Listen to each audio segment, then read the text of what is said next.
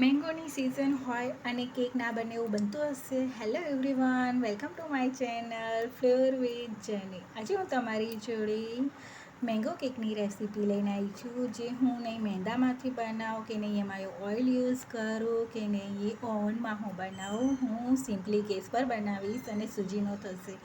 એકદમ healthy cake બનશે. તો વિડીયોની છેલ્લે સુધી જોજો અને મારી ચેનલને હજી સુધી સબસ્ક્રાઈબ ના કરી હોય તો કરી લેજો.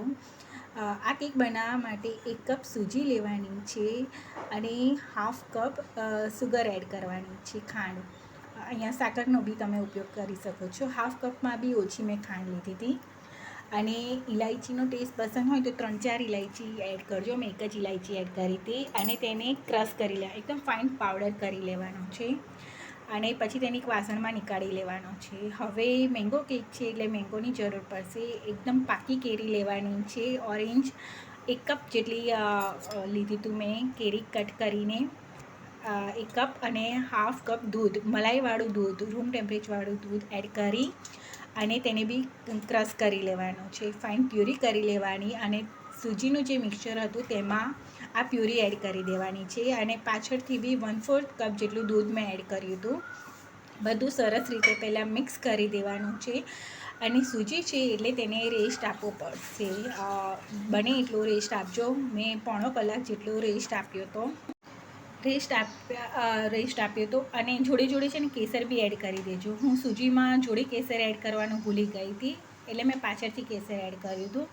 અને આવી રીતનું ડ્રાયફ્રૂટ લઈ લેવાનું છે. કાજુ, બદામ, અખરોટ અને પિસ્તા મેં લીધા હતા. અહીંયા તમે લોકો તૂટી ફૂટી બી લઈ શકો છો અને તેને ઝીણું કટ કરી લેવાનું. આવી રીતનું કેક ટીન મેં રેડી કરી લીધું હતું. બટર પેપર લગાવી ઓઇલથી ગ્રીસ કરી દીધું હતું અને એક બાજુ મેં તપેલાને પ્રીહીટ કરવા પણ મૂકી દીધું હતું.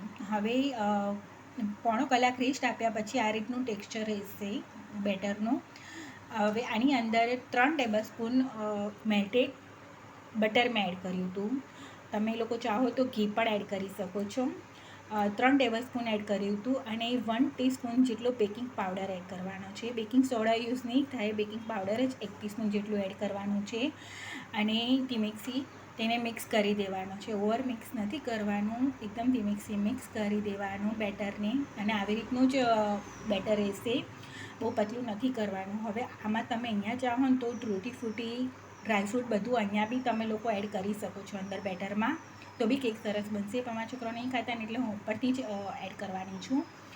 અને આવી રીતનું ટેક્સચર રહેશે આનું. પછી તેને કેક ટીનમાં એડ કરી દેવાનું છે અને કેક ટીનને ટેપ કરી દેવાનું.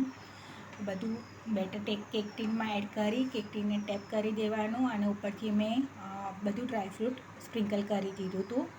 અહીંયા તૂટી ફૂટી ચાહો તો એ બી તમે લોકો સ્પ્રિંકલ કરી શકો છો.